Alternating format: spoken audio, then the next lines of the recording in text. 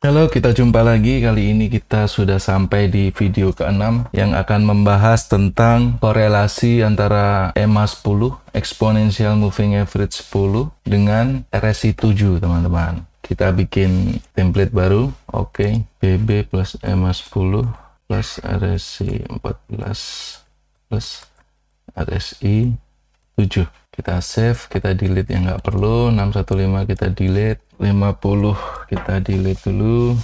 Oke, clear. Ya, begini tampilannya teman-teman. Seperti yang kita bahas kemarin, RSI 14 atau yang merah, garis merah ini berkorelasi kuat dengan mid BB atau MA20. Setiap perpotongan RSI 14 dengan level 50 merupakan media saling konfirmasi antara cross harga dengan mid BB ya teman-teman. Cross harga dengan mid BB berbarengan dengan cross RSI 14 dengan level 50. Kali ini kita akan membahas tentang RSI 7 teman-teman. RSI 7 saya sering menggunakannya untuk mengindikasi overbought, oversold ya teman-teman.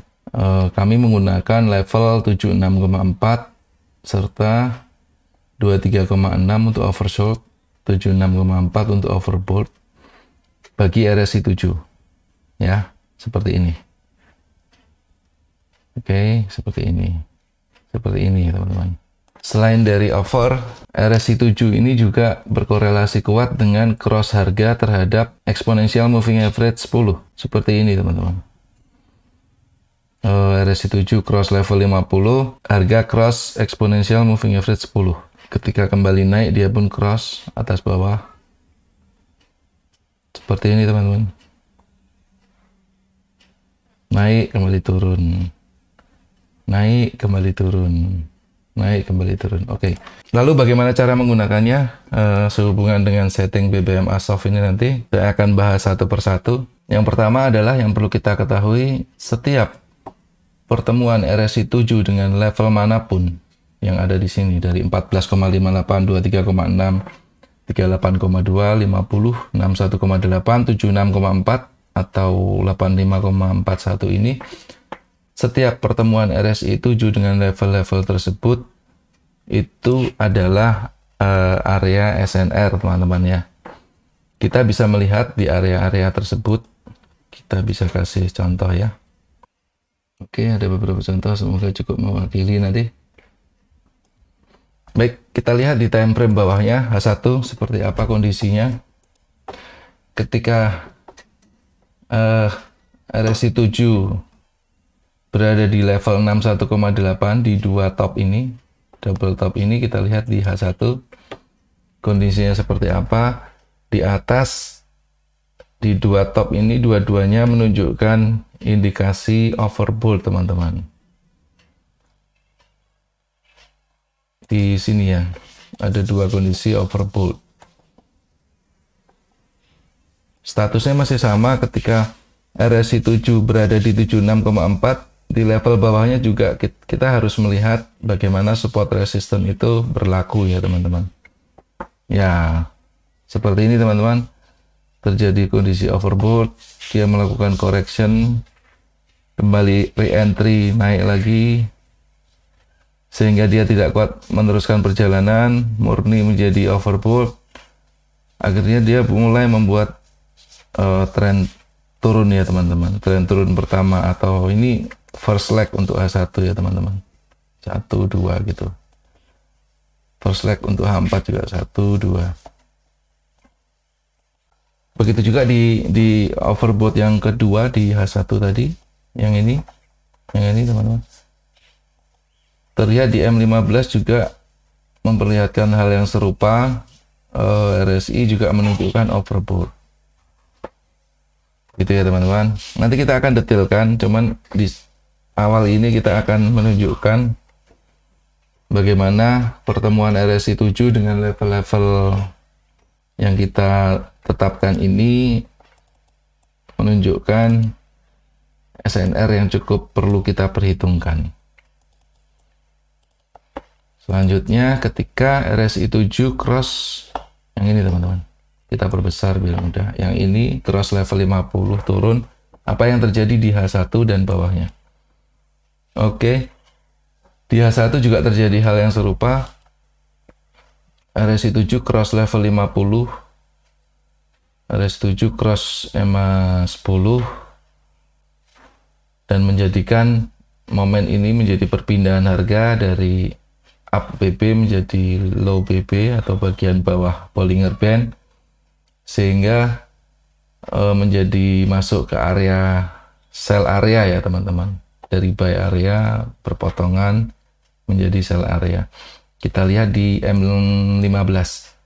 Seperti apa di M15? Nah, ini terlihat sekali bahwa di sini terjadi konsolidasi yang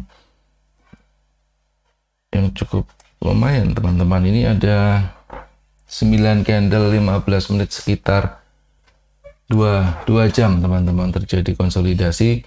Seandainya kita tidak berhati-hati, kemungkinan banyak teman-teman yang open posisi buy di sini ya. Karena mengira ini akan kembali naik ke atas. Kalau kita tidak hati-hati, kita akan terlambat untuk memahami bahwa harga sedang mengarah ke bawah, teman-teman ya. Setelah ada ekstrim di sini, BB mendatar di sini, kemudian di H4 menjadi re-entry ya. Setelah momentum H4 dia naik, belum membuat momentum berlawanan. Ini masih kondisi mencari re-entry sell, teman-teman. Di daily pun seperti itu, ada momentum terjadi koreksi. Ini memang waktunya mencari re-entry sell. Kuncinya ada di H1. Ketika H1 terjadi ekstrim di sini dan H4 tidak melakukan momentum, masih di konsolidasi area di sekitaran mid BB, di H1 terjadi extreme sell atau overbought, maka teman-teman bisa menunggu konfirmasi ketika salah satunya ketika RSI 7 cross ke bawah 50 ya teman-teman, dan ternyata berbarengan juga dengan RSI 14, dan memang ini berhimpitan, jadi harga berbarengan dia cross MA20 sekaligus M eksponensial 10 ya. Baik, kita lanjutkan SNR area ya. Ketika RSI 7 bertemu level-level tersebut, oke, di kawasan ini seperti apa? Kita lihat di time frame lebih kecil. Ya, oke. Ini adalah area konsolidasi, terlihat jelas bahwa ciri khas area konsolidasi di time frame kecil selalu terjadi sideway, teman-teman. Sideway ini mengindikasikan bahwa buyer dan seller sedang berkonsolidasi, dan yang menjadi ciri pergerakan awal adalah momentum ya, teman-teman. Masih ingat kan ya? Seandainya udah lupa, bisa lihat di konten yang RSI 14 dan Bollinger Band. Momentum pertama ini menjadi batu pijakan awal untuk kita memutuskan mencari posisi buy. Baik, kita lanjutkan. Kita langsung lompat saja. Nanti teman-teman bisa cari contohnya masing-masing ya. Tapi itu selalu terjadi. Kita lanjut dengan yang ini, teman-teman. Bagaimana di H1 tampakannya? Oke, di sini juga melakukan hal yang sama. Setelah oversold, dia akan kembali naik ke atas. Dia harus cross ke atas dulu di kisaran ini, teman-teman. Oke, kisaran ini, di sini dia melakukan rejection, koreksi ke atas, dan belum mampu menembus. Dia turun lagi dan membuat divergent, teman-teman ya. Harga turun ke bawah, RSI-nya ke atas. Oke.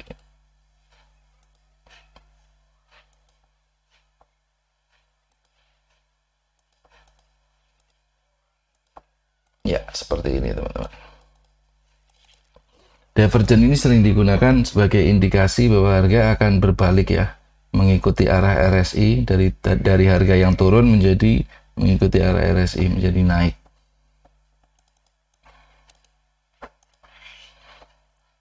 Dan terlihat di RSI 7H1 di sini juga terjadi perpotongan level 23,6 atau tepatnya di sini teman-teman, di price ini. Kita lihat di M15 seperti apa kondisinya. BB mendatar, dia close di luar BB, terjadi oversold di sini teman-teman, dan dia kembali naik ke atas dan kembali masuk ke konsolidasi area atau area antara 38,2 dengan 61,8 bersama-sama dengan RSI 14 yang juga masuk konsolidasi area. Nanti di video selanjutnya kita akan jelaskan bahwa area itu adalah area konfirmator yang cukup baik untuk melihat pembalikan harga teman-teman. Nanti akan kita bahas teman-teman. Oke, nanti teman-teman cari sendiri ya contoh-contoh yang lain bagaimana pertemuan RSI 7 dengan level-level tersebut. Level-level RSI tersebut merupakan tanda bahwa terjadi konsolidasi di time frame bawah ya teman-teman. Jadi di level-level tersebut, ketika di time frame atas mencapai level tersebut seperti ini teman-teman, seperti di sini, maka teman-teman bisa melihat di time frame bawahnya apa yang terjadi, sehingga membantu teman-teman untuk memutuskan untuk buy atau sell ya. Ketika harga masih di bawah 38,2 mengindikasikan harga akan turun, meneruskan perjalanan turun, terjadi momentum sell, kemudian harga melakukan koreksi mendekati EMA 10, di H1 terjadi overbought teman-teman. Ini double top, ini adalah top kedua, dan biasanya teman-teman banyak yang udah paham ya cara mencari second leg atau kaki kedua. Ini adalah kaki pertama, 1, 2, jadi membentuk huruf M teman-teman. Nah, kaki pertama, kaki kedua, cross kaki kedua, inilah waktu yang baik untuk teman-teman sell ya. Ekstrim, masuk area konsolidasi nih dua-duanya. Nah, mulai dari sini teman-teman bisa mulailah mencari sell, yang artinya ini merupakan entry sell untuk meretest di posisi daily ya, posisi harga terendah daily di sini atau di bawah sini teman-teman. Seandainya dia berhasil melanjutkan menjadi momentum dan close di bawah low BB, maka teman-teman boleh tidak close posisi, dia akan koreksi ulang dan turun kembali gitu teman-teman.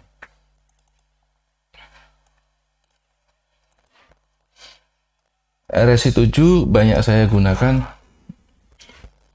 seperti yang saya jelaskan tadi, melihat perpotongan dengan EMA 10 validasinya, kemudian melihat overbought oversold dengan jelas ya. RSI 7 lebih cepat teman-teman. Kalau kita nunggu RSI 14 sering tidak menyentuh ya, jauh ya teman-teman, seperti ini tidak menyentuh, jadi jauh lah, patokannya kurang jelas. Nah, RSI 7 itu lebih agresif, jadi lebih cepat. Dia sebagai peluncur sinyal bagi kita, cepat ya teman-teman. Lalu fungsi berikutnya yang saya gunakan dari RSI 7 ini, yaitu seperti ini.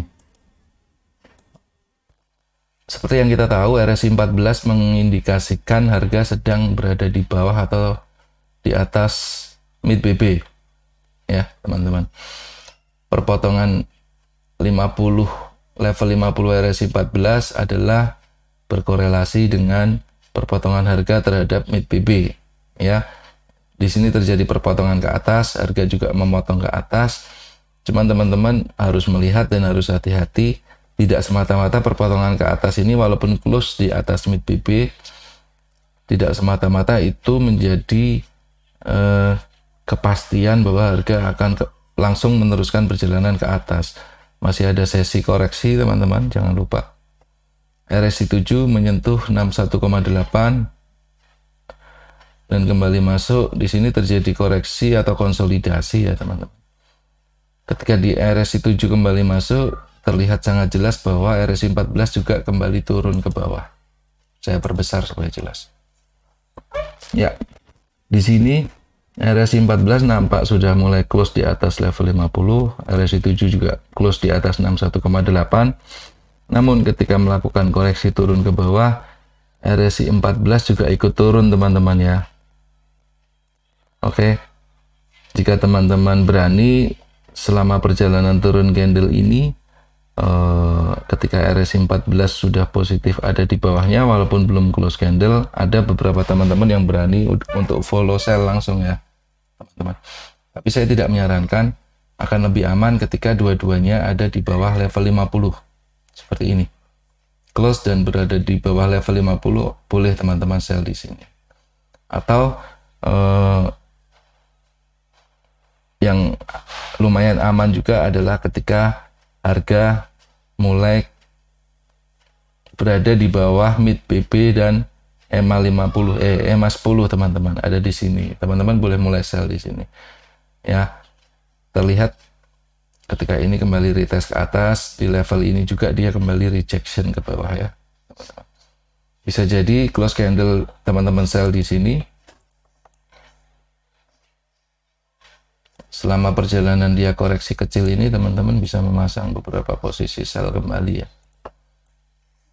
Seperti ini.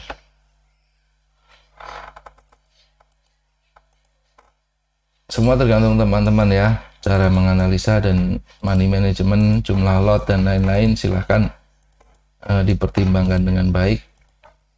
Mungkin nanti di video-video terakhir saya akan membahas tentang money management sedikit lebih spesifik.